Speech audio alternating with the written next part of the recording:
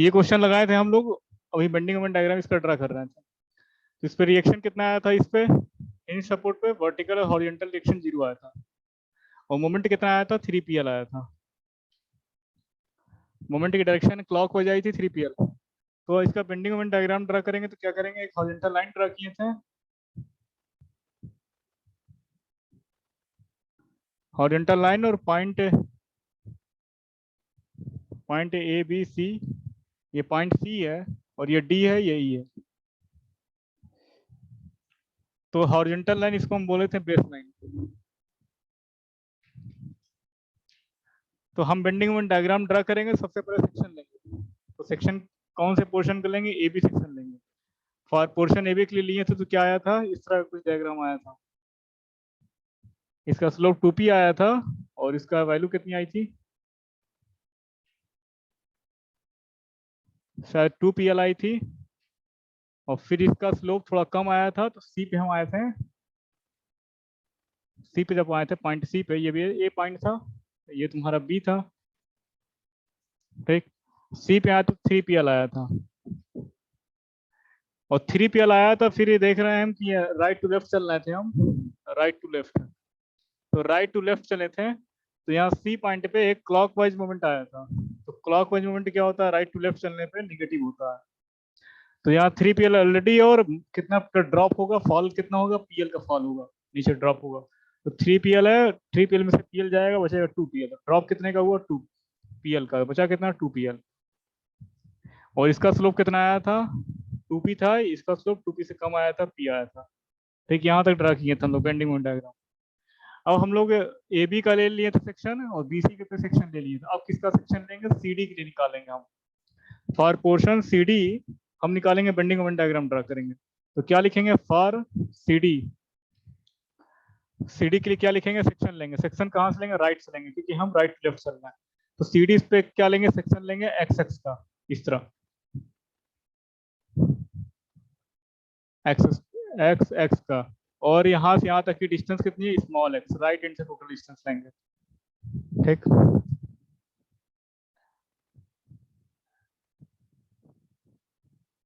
Section हम यहाँ से लेंगे, राइट हैंड से टोटल यहाँ से यहाँ तक, ठीक। तो अब हम देखेंगे इस सेक्शन के राइट साइड में कितने फोर्स लग रहे हैं, उन फोर्सेस की वजह से क्या आएगा, मोमेंट आएगा सेक्शन एक्स एक्स पे।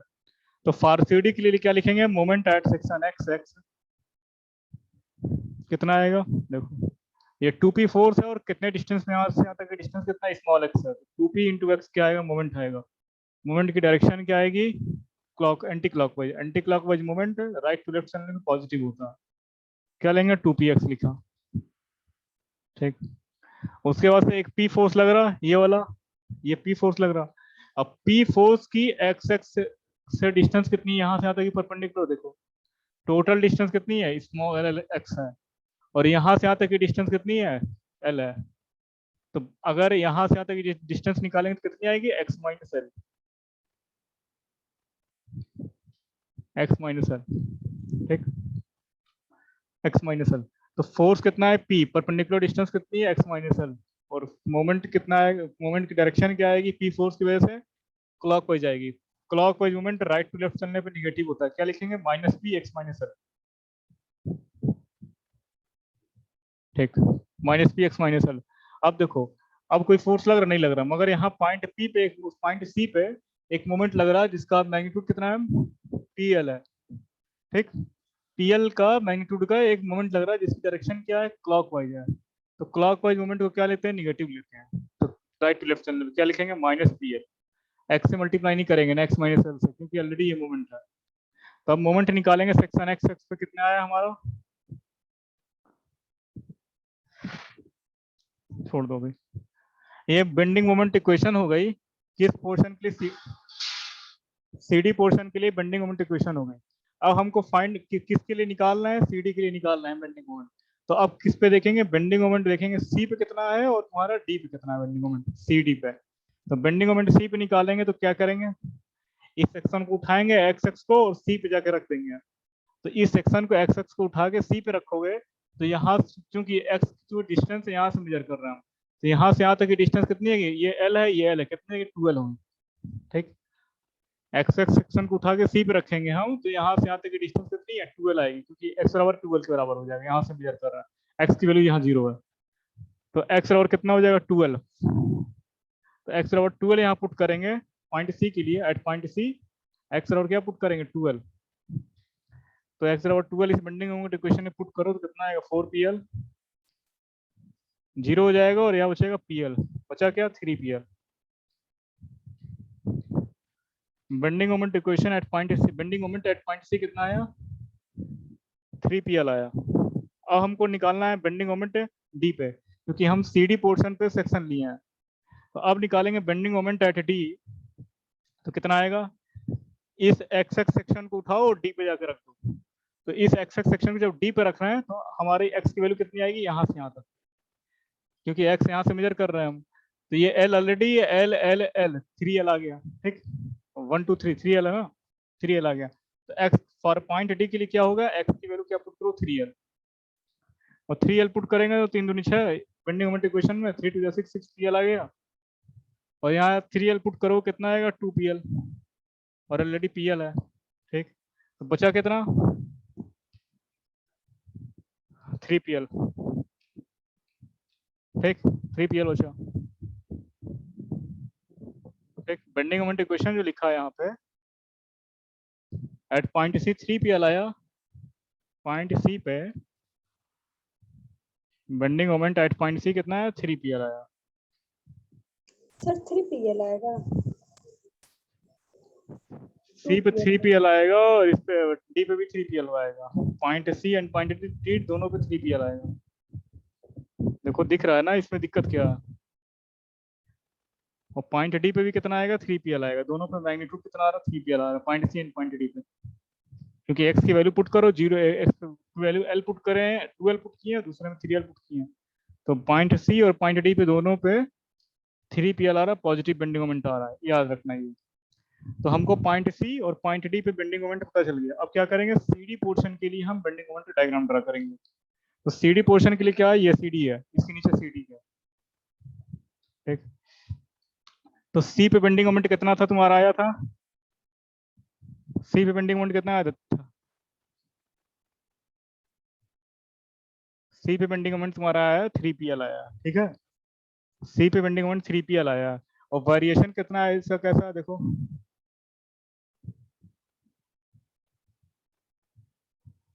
वेरिएशन देखो क्या है इसका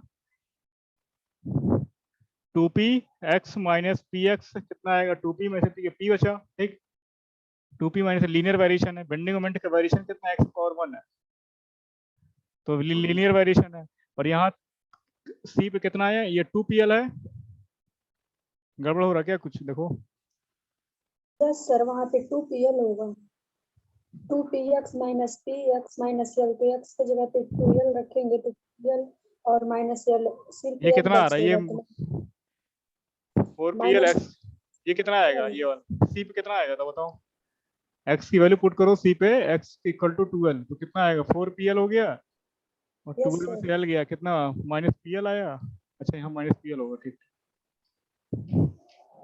यहाँ पे 2l आएगा बस, हाँ 2pl आएगा, ठीक, यस सर, ठीक है ना, क्लियर हुआ सबको,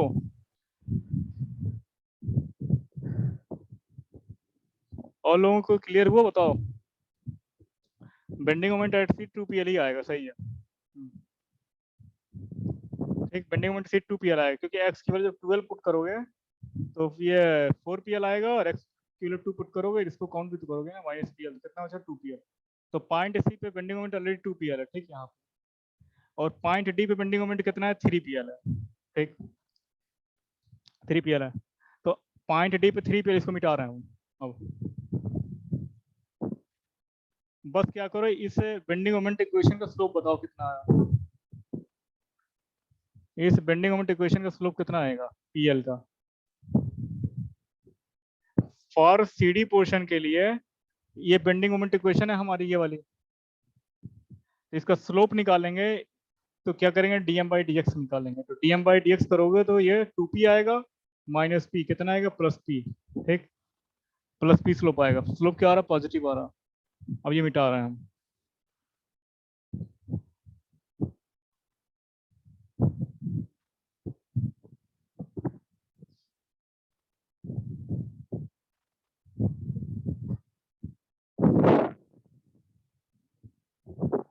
ये 2pl है, ये 2pl, ठीक। और डी पे कितना है, 3pl है। तो ये 2pl है और डी पे पॉजिटिव 3pl आ रहा था, यानी कि हमको ऊपर जाना पड़ेगा, ठीक। और स्लोप क्या आएगा, स्लोप दोनों के केस में प्लस पी आ रहा, ठीक ना। स्लोप क्या आ रहा, पी यहाँ, जो पी यहाँ पे आ रहा था स्लोप, वही स्लोप इस बेंडिंग मोमेंट इक्वेशन का आ रहा। तो हम क्या करेंगे, 3pl मूव करेंगे, यहाँ डी पे आएंगे तो 3pl मतलब ये वाला पोजीशन, ऐसे, ठीक। इस तरह मूव करेंगे 3pl, ये 2pl है तुम्हारा। और चूंकि bending moment at C D कितना आ रहा, 3pl आ रहा, तो हम 3pl यहाँ पे आ गए, पहुंच गए, ठीक। 3pl यहाँ पहुंच गए, ठीक है। अब देखो CD पोर्शन के लिए तो हम बेंडिंग मोमेंट डायग्राम ड्रा कर लिए। अब किस क्या पोर्शन बचा हमारा, अब बचा ED बचा, इतना ही पोर्शन बचा ED, देखो ED बचा। अब हमको निकालना है ED पोर्शन के लिए बेंडिंग मोमेंट इक्वेशन लिखेंगे, बेंडिंग मोमेंट डायग्राम बनाएंगे, बस इसके लिए। किस पोर्शन के लिए, ED पोर्शन के लिए।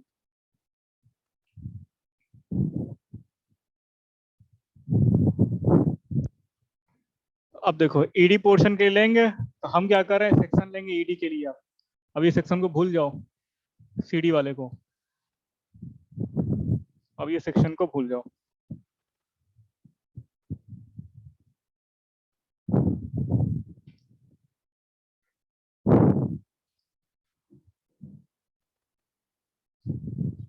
क्या था, ये A था, ये B था, और C पे क्या लग रहा था, एक PL लग रहा था, और ये L था, L था, L था, ठीक।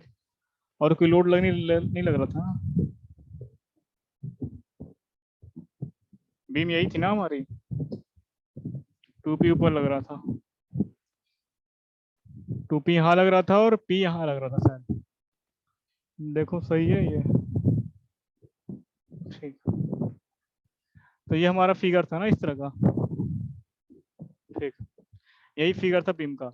अब हम क्या कर रहे हैं, ED पोर्शन के लिए बेंडिंग मोमेंट इक्वेशन लिखेंगे और बेंडिंग मोमेंट डायग्राम बनाएंगे, क्योंकि हम लोग ABCD तक के लिए बना लिए बेंडिंग मोमेंट डायग्राम। अब बना रहे हैं हम लोग ED पोर्शन के लिए, तो ED पोर्शन के लिए बनाएंगे तो क्या कर लिखेंगे, फॉर ED, ठीक, फॉर ED। अब लिखने के बाद क्या करेंगे, ED सेक्शन पे सेक्शन लेंगे मिड में x और डिस्टेंस कहाँ से लेंगे, क्योंकि हम राइट टू लेफ्ट चल रहे हैं तो राइट से ही डिस्टेंस मेजर करेंगे, राइट से यहाँ से यहाँ, यानी कि अब यहाँ से यहाँ तक की डिस्टेंस कितनी हो जाएगी, स्मॉल x होगी, यहाँ से यहाँ तक टोटल डिस्टेंस, क्योंकि सेक्शन हम यहाँ पे लिए ED के लिए। तो अब देखेंगे कि इस सेक्शन के राइट साइड में कितने फोर्स लग रहे हैं, उन फोर्सेस की वजह से जो मोमेंट आएगा यहाँ लिखेंगे हम बेंडिंग मोमेंट इक्वेशन। अब देखो, तो हम लिख रहे हैं moment at section XX for ED कितना आएगा, देखो ये 2P है, और तो यहाँ से यहाँ तक डिस्टेंस कितना है, x है, और मोमेंट का डायरेक्शन क्या, एंटी क्लॉकवाइज है। Anticlockwise moment right to left चलने पे निगेटिव होता है, सॉरी पॉजिटिव होता है। राइट टू लेफ्ट चलने पे एंटी क्लॉकवाइज मोमेंट क्या होता है, पॉजिटिव होता है, बताएं, 2px हो जाएगा, ठीक।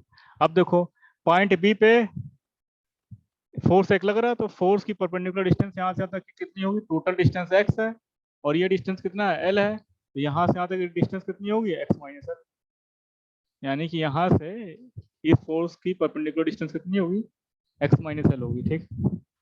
अब देखो तो पॉइंट P फोर्स की वजह से, इस वाले फोर्स की वजह से जो मूवमेंट की डायरेक्शन आएगी क्या आएगी, क्लॉकवाइज जाएगी, और डिस्टेंस कितनी होगी, x माइनस L, क्या लिखेंगे हम, माइनस, यहाँ लिख रहे हैं 2px minus p into x minus L. Negative क्यों लिखे हैं, क्योंकि मोमेंट की डायरेक्शन क्लॉकवाइज है, और राइट टू लेफ्ट चलने पे मोमेंट जो आता है निगेटिव आता है क्लॉकवाइज, ठीक। अब देखो, अब यहाँ पे कोई फोर्स और नहीं लग रहा, मगर पॉइंट सी पे क्या लग रहा, एक मोमेंट लग रहा है जिसकी डायरेक्शन क्या है, क्लॉकवाइज है, ठीक। तो क्लॉकवाइज मोमेंट को क्या लेते हैं हम, निगेटिव लेते हैं जब राइट टू लेफ्ट चलते हैं, तो क्या लिखेंगे, माइनस पी एल लिख देंगे। अब यहाँ डिस्टेंस से मल्टीप्लाई नहीं करेंगे क्योंकि ऑलरेडी मोमेंट है। अब देखो, अब यहाँ पे भी एक फोर्स लग रहा है P का, तो P फोर्स ये लग रहा है, और यहाँ से यहाँ तक की डिस्टेंस हम लेंगे इस फोर्स की, यहाँ से यहाँ तक की। तो देखो टोटल डिस्टेंस यहाँ से यहाँ तक कितनी है, x है, ये L है, ये L है, ये L है, ठीक, L है। तो देखो अगर हम x में से 3L माइनस कर दें तो ये डिस्टेंस निकल जाएगी, यानी कि x माइनस ये डिस्टेंस की वैल्यू कितनी होगी, ये डिस्टेंस जो होगी तुम्हारी क्या आएगी, x माइनस 3l होगी। देखो सही है, x माइनस 3l होगी। कैसे? देखो टोटल डिस्टेंस x है, तो x में ये l है, ये l है, ये l है, तो अगर 3l माइनस कर देंगे x में से, यहाँ से यहाँ तक की डिस्टेंस निकल जाएगी हमको परपेंडिकुलर। तो परपेंडिकुलर डिस्टेंस कितनी आएगी? p मैग्नीट्यूड की फोर्स लग रहा है और परपेंडिकुलर डिस्टेंस कितनी है? x minus 3l। कितना है?